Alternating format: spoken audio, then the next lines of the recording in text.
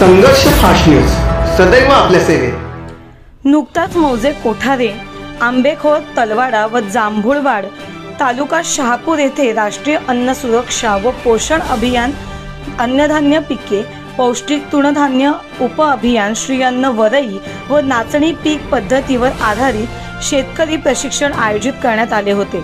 सदर प्रशिक्षणास तालुका कृषी अधिकारी शहापूर कुमार जाधव यांनी वरई व नाचणी पीक लागवड पद्धत, आंतरमशागत खत पाणी व्यवस्थापन व कृषी विभागीय योजना याविषयी मार्गदर्शन केले। कृषी विज्ञान केंद्र नागाव तालुका मुरबाड कृषी तज्ञ शास्त्रज्ञ डॉक्टर संजय कदम सरांनी वरई नाचणी आहारातील महत्त्व, पिकावरील कीड व रोग व्यवस्थापन करणे तसेच मंडळ कृषी अधिकारी श्री मोहपे यांनी माहिती दिली। शाश्वत शेती, सेंद्रिय शेती, शेतीपूरक व्यवसाय, फुलशेती, मोगरा व सोनचाफा लागवडीबाबत उपस्थित शेतकऱ्यांना सविस्तर मार्गदर्शन केले। कार्यक्रमाचे सूत्रसंचालन उपकृषी अधिकारी डोळखाम गोपाळ जगदाळे यांनी केले।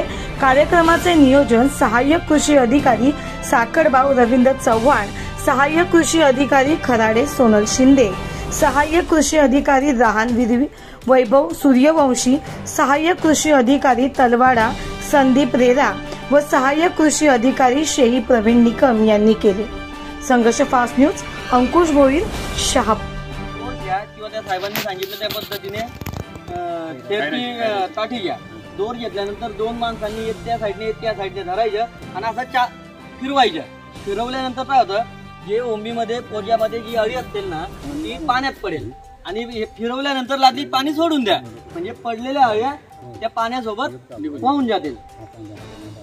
ही जी पिकं आहे त्याच्यावरती प्रामुख्याने करपा ह्या रोगाचा प्रादुर्भाव आढळण्याची शक्यता आहे। आता सध्या तर आपल्या ह्या पिकावरती करपा वगैरे नाही आहे, पण जर असं असेल, जर करपा रोगाचे जर लक्षणं दिसत म्हणजे काय होतं की जी पानं आहेत ती अशी करपल्यासारखी दिसतात, आपण लगेच ओळखू शकतो की बाबा ते जळलेलं जरासं पीक आहे म्हणजे करपा रोग आहे। तर अशा वेळेला कार्बनडिझम 500 ग्रॅम 500 लिटर पाण्यामध्ये, म्हणजे 1 ग्रॅम 1 लिटर पाण्यामध्ये जर आपण हे केलं आणि त्याची फवारणी केली, किंवा दुसरं आहे ट्रायकोझोल म्हणून आहे काय, तर ते सुद्धा 1 ग्रॅम म्हणजे 1 लिटरला म्हणजे 500 लिटरला 500 ग्रॅम अशाप्रमाणे जर आपण त्याची फवारणी केली तर त्या रोगाचं आपल्याला नियंत्रण करता येईल। पण हा रोग होऊच नाही तर त्यावेळेला जेव्हा आपण बीज प्रक्रिया करतो त्यावेळेला थायरम नावाचं जे बुरशीनाशक आहे 2.5 ग्रॅम प्रति किलो बियाण्याला जर त्याची आपण जर लावणी केली हे केले म्हणजे ते काय केलं बीज प्रक्रिया केली तर आपल्याला त्या रोगाचा म्हणजे तो येणारच नाही। ह्या आपलं लक्ष ठेवलं पाहिजे। आज आपण कोठारे या गावामध्ये नाचणी आणि वरईचं शेतकऱ्यांना प्रशिक्षणासाठी या ठिकाणी आमचे शास्त्रज्ञ कदम सर असतील, कृषी विभागाचे सर्व अधिकारी कर्मचारी आणि मोठ्या प्रमाणात या ठिकाणी शेतकरी उपस्थित राहिले। तर नाचणी आणि वरई म्हणजे भाताबरोबरच शहापूर तालुक्यामध्ये वरईचं आणि नाचणीचं पीक घेतलं जाते।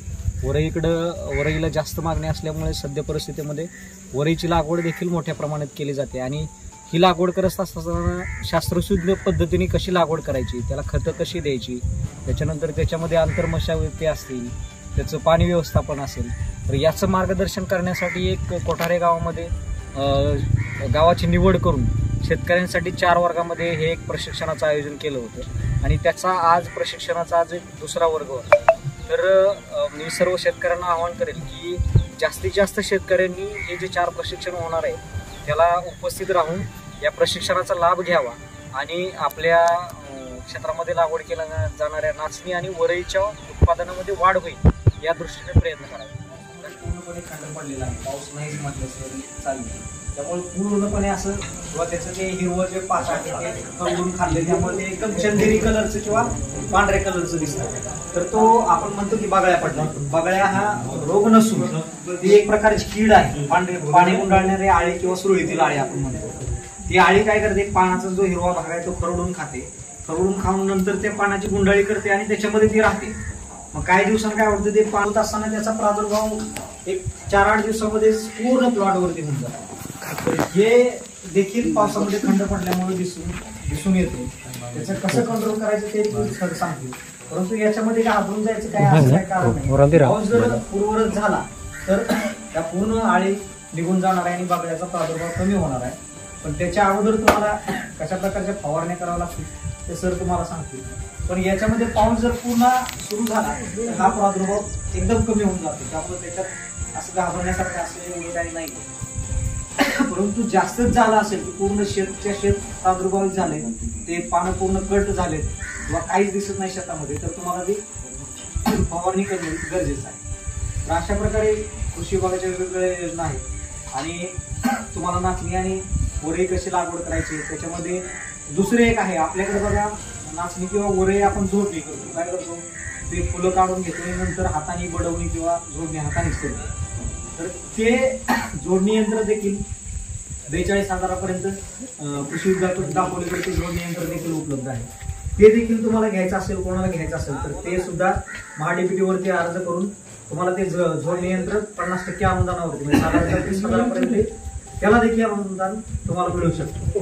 तर ते एक 42,000 ते यंत्र आहे, परंतु एक हातानं कुठेही तुम्ही घेऊन जाऊ शकता एवढं ते छोट आहे.